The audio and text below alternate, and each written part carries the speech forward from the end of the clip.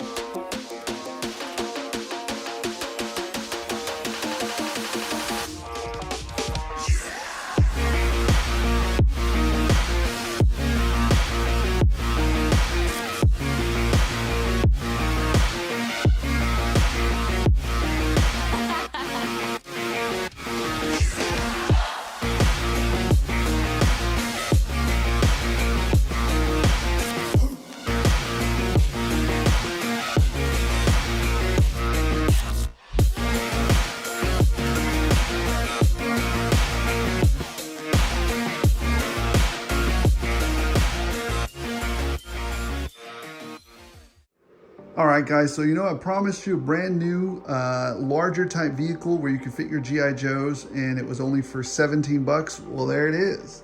I know it says 29 bucks right there, but the tractor place that I wish I had the receipt, but even for $29.99, 30 bucks, it's still a great value. But here's what happened to me. They were having an in-store sale. I forgot how much it was, but when I went to ring it up, they were like, oh yeah, you get the discount, blah, blah, blah. So it ended up being like $17.99 or something like that.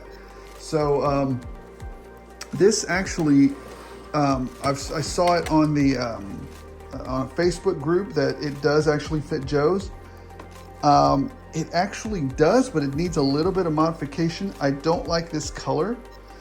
Cobra has its own style. This is not a Cobra vehicle. I mean, I guess you could do an insurgent vehicle on it with mounting a gun on the back there and run around with it or whatever, but I only bought one and now I'm feeling kind of bad about it. I wish I'd have bought another one, but I want to take this one and see what we're going to do with it.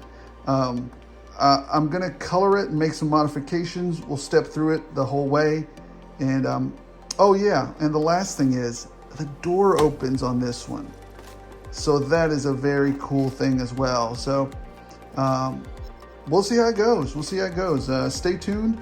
Let me prep it up for some paint work. It's going to be my favorite color. Well, one of my two favorite military colors. Olive drab or desert tan. Stay tuned. So I thought I'd shoot one more video. Here's what he looks like, or our stand-in here, our Tiger Force. Everybody should have a Tiger Force. I mean, hopefully everybody found a Duke Ram cycle, Tiger Force cycle. They were like cockroaches at all the Rosses. I mean, these things were everywhere in my area. Hopefully they were in yours too. But anyways, I figured I'd just get a stand-in Joe so you guys could see how he looks like there standing next to it. Not bad at all. So let's see if we can fit him in there real quick just to test it and see how it goes. All right, so there he is. I'm a little bit shocked, to tell you the truth, at how easy it was to, opening the door and putting him in there was relatively easy. I mean, there he is. I mean, he just slid right in there. I didn't really have to do anything. I mean, I'm a little bit shocked, to tell you the truth. Going to be an easier mod than I thought. That's what he looks like inside the vehicle. There he is, right there. You can kind of see that. Looks all right. Looks really good, actually. I don't think I'm going to mess around with the inside of that. I was going to cut around. There's a little block that sits here that messes with his legs, but I don't think it's necessary to mess with. I'm not messing with it. You guys remember that I am not about difficult mods. If I can get away with not doing a modification to the vehicle, why would I want to put work on me? Unless it adds a consistent or a good value to the vehicle, why dork it up? Why create more work for yourself? Unless it's something that's, adds substantial value or goes to the core of the project that what you're doing. Why would you do that? So I think it looks great just like that. Now we just got to get ready to paint it up. let's get this thing started. All right, she's all taped up and ready for some spray paint. Here we go. All right, so there's another component to the larger vehicle that is optional. You don't have to do this, but this happened to be, what is the word? A happy coincidence or synergy that happened. I actually saw this sitting next to the truck that I was building, and I was like, wait a minute, do you remember how G.I. Joe used to put smaller vehicles within larger vehicles? Well, guess where this one's going in? And it works out nearly perfectly. So in addition to that, I thought I'd show you guys some of the colors that I've used for this project so far. And they're, I just use these cheapo colors from Walmart, these acrylic colors. It's fine. You can use these. These are fine. Apple Barrel, Craft Smart, whatever these are. These are good ones. I mean, they're okay. They're like $1, $2, whatever. You don't have to go all out to get super expensive ones. But here's where you do have to be careful. If you're doing a large coverage of a vehicle, you need to use something like that. You need to use, and this is the most important thing, hours, if not days of my work have been screwed up by using crappy clear coats. This is the ultimate clear coat to use. And you do have to be judicious in how you use it, but if you use it judiciously and purposefully, this is the best matte spray ever. Like I said, don't oversaturate it. When you're doing the first spray, don't oversaturate it because your acrylics might run, but you can give it a quick spray, right? Have that first layer set and solidify and dry, and then do another one. And then if you want, do a third one if you like. I do 2 most of the time, sometimes 3, but this is the one. Now, if you use some of the other craptastic, not meant for hobbies clear coats out there, well, you're gonna get crap results. You're gonna get, the acrylic will run on you immediately because of the harsh chemicals, or even better, or even worse, you'll start to get those cracks in the acrylic because it dries a certain way. The chemicals are way off. You'll just get crap results if you use stuff that's meant to clear coat cars or furniture. This has a specific formula for this type of work. And I also like to use, now again, you can get away with using some of the, other type of paint to do a larger area, but I stick to these colors, these Tamiya colors, in my experience, bond very well with all kinds of toy plastics. So that's why I use this particular brand, and this is what, olive drab? Yeah, olive drab. They seem to do really, really well for these particular plastics and stuff. So anyways, I thought I'd kind of, now here's the happy synergy that we've got here. You guys remember the MPAC 44? If you don't remember what this is from, go back a couple of videos and see what I did, right? I took some of the BAF parts and made a drone, kind of like Gridiron created their MPAC 44, but I think that's sold out. They don't have any more of those MPAC 44s out there. Great little, pricey, but great little drone. I bought a couple of them. But they still have some of these turrets out there for them. These turrets I think are like $30 or any, but you don't have to use that turret. You don't have to, you can use any kind of turret you get off of a cheap vehicle somewhere at, Ollie's or whatever. I just like that turret because it looks super cool. So we're gonna get busy and kind of paint some of these to match more closely to the larger scale vehicle. My daughter, when I first presented it to my daughter to get some feedback, she said, and she has a great point, Dad, why are they 2 different colors? And she's actually a bit of an artist herself. She's actually more into it than I am. And she said, shouldn't you maybe put a little bit more diligence into the a detail of the model that you're building? Is it worth building? Maybe you should do it right. My kid's schooling me. So anyways, we're gonna get to it now. You guys are gonna love the final product. Well, I loved it, and we'll see how it goes. We're gonna give those a black wash because I think they're too pretty. So, and maybe we'll do some dry brushing on that. So here we go. All right, guys, so here we are. We've just completed the complete paint up of the, well, you'll see what I call this unit when we put it on there.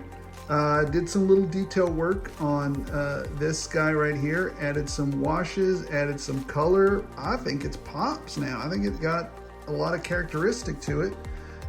Same thing with these barrels. I added a little bit of details to it, you know, got them a little dirtied up. Not everything is nice and clean.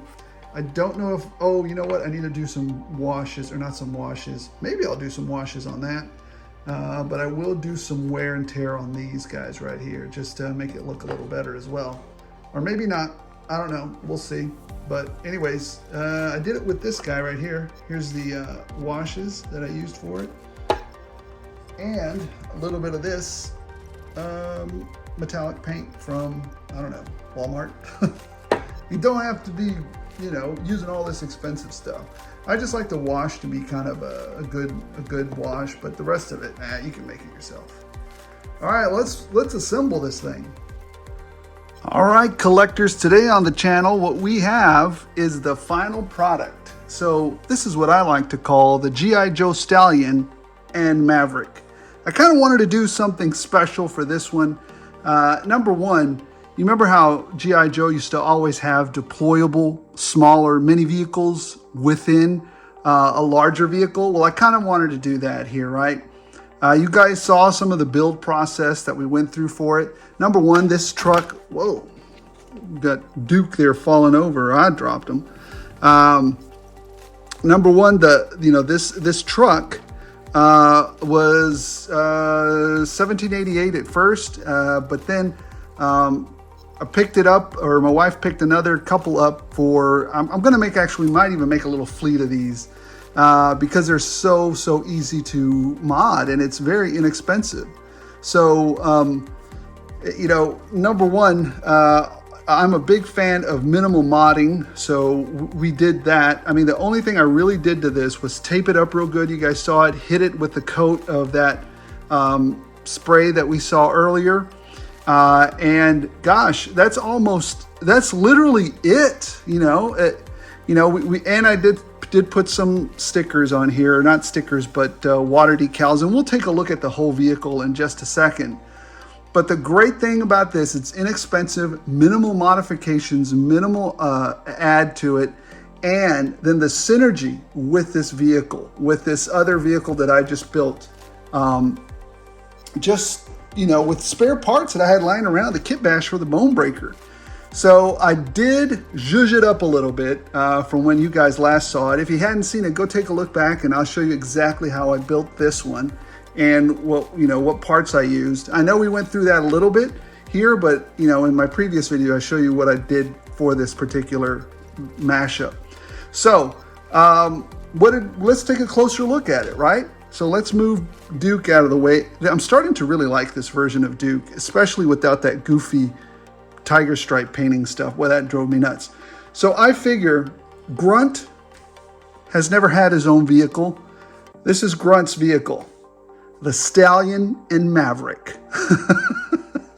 That's just, hey, that's his stuff, man. So anyways, let's put Grunt to the side here.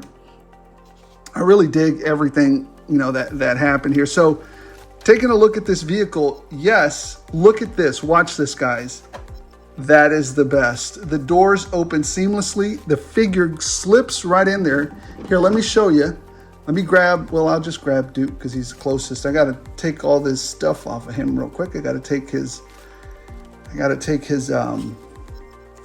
weapon off of him real quick. And we can slip him. I'll show you how easy it is. I mean, it's much easier than a lot of other vehicles because it has a deep well in there. I mean, it does have a little cut in here, but then it has a deep well in there where you can fit his feet right in there. So watch this. slips right in. Can't make me a liar. Anyways, you can slip him right in. The door closes, and he's in there. I mean, minimal effort. You guys saw that, right? It wasn't a lot of effort, and it scales very well with them. Look at that. He's even got room up here above his head. So that is a fantastic fit. And with the open doors, I mean, that's even better. He doesn't have to have any adjustment here because he already fits there. So that's fantastic. Now, what I was thinking is this truck serves a dual purpose, right? Always, military, we do not like single-purpose tools. We like multi-purpose vehicles with multi-platform purposes. So number one, this vehicle would be a multi-purpose vehicle, right? Just like the Cobra Venom Tracker, I think somebody named it. This is the G.I. Joe's version of that. But it's a truck. What's more American than a giant truck? So anyways, that commercial comes to mind. What is it? Like a rock. Anyways, you have this, if he's down there in the if he's down there in the driver's seat, he's suddenly assailed by whatever enemy, he can control it from within the cockpit down there, right? He can turn the turret, fire off a few rounds left and right, get some of that. Now, if he's getting pinned down, well, what we'll do is we'll simply deploy. Yes, look at this too. Look at that. This comes down. We can simply deploy the Maverick and have it outflank the enemy troops. Oh, what do you think about that? So off it goes. Here's what the Maverick looks like. The little, this is what I call it. You guys can call it whatever you like. You have the ability to build it yourself. I'm not keeping any of this secret. But anyways, this, I did zhuzh it up quite a bit though from last time. So, you don't have to do any of this, but I like zhuzhing it up a little bit, putting some washes on it, putting some color on it, putting some of my flourishes on it. So there's that. I really like the way this little guy came out, and I like the deployability of it from the back of the truck. Let's take a closer look at the truck though, since that's the show. Here's what he looks like from the front. There you go. Look at that. Looks really nice. This is what he looks like from the side. United States, of course, because you don't know where it's from. So there's that. And I did put a G.I. Joe emblem right there in the front there. So there's that. And in case you want to know who kicked your butt, G.I. Joe emblem on the back as well, with the Chevrolet emblem too. Caution, you've got a kick butt little, assault drone back there. So, and I already talked about that little flag. Now, none of the process that I showed you, I think the biggest thing that I talked about the process for this was always using the appropriate paints for these type of models or these type of conversions. Don't use the big cheap ones, use the ones that are specific to our toy building endeavors. I think I showed you the Tamiya and I showed you the Mr. Super Clear. They're a little bit more pricey, but they're worth it. Last thing I'm going to show you. So we've loaded this guy back up here. Remember, I told you guys, we do not like single purpose vehicles in the military. That's not our deal. We don't like that. So what do you think if guess it's not light infantry today, right? So what if he's off on another mission and he might encounter some heavy resistance? And again, we're always doing with this with, multi-purpose in mind. Boom. In case he comes up against some stiff resistance, he's going to have some dual 50 cals up there that he can control from within there. And there'll probably be, hopefully there'll be a safety down there so he doesn't shoot his face off. But, and there you go. You can deploy the little assault drone. He can go flank the enemy unit and take them out. So, outstanding. I love the way this works. So, guys, thanks for watching. This was a lot of fun to do. Like I said, here's the other thing I'd you know, maybe you guys want to share, you know, share your views about it. Do you like it? Do you not like it? I picked this up from the, I forgot to tell you where I got it from. It's the Tractor Trailer Supply, or the Tractor Supply stores that are all over the United States, especially in rural areas. They're selling this particular thing. I'll put a picture of it right here so you guys can know what to look for. But yeah, right now they're really cheap. They're like $22, $23. A little bit of elbow grease and boom, you got yourself a nice little, you know, Joe vehicle. But yeah, in the comments below, let me know what you think of the vehicle. Do you like it? Do you not like it? Do you like how easy it is to build? Do you think it could be done easier? Do you like the idea of putting the little rover unit back there, the little assault drone in the back there? Oh, and do you agree with my name? Let me know what you guys would call it. I think that would be hilarious to you know, I think this would be fun to do, right? You guys put in the comments below what you would call this particular vehicle, and then we'll do a poll to see which one wins. Just for fun, we'll hold the poll open for like a week, and then, you know, maybe we'll change the name of it and call it something else. So guys, thanks so much for watching. This has been a joy to build. You know, and actually, if you just wanted to build this, you know, without this little guy in here, it would only cost you $23 and some elbow grease. That's it. That's it. So thanks for joining me, everybody. Have a wonderful rest of the week. And as always, don't forget to like, don't forget to subscribe if you've enjoyed this, if I've entertained you.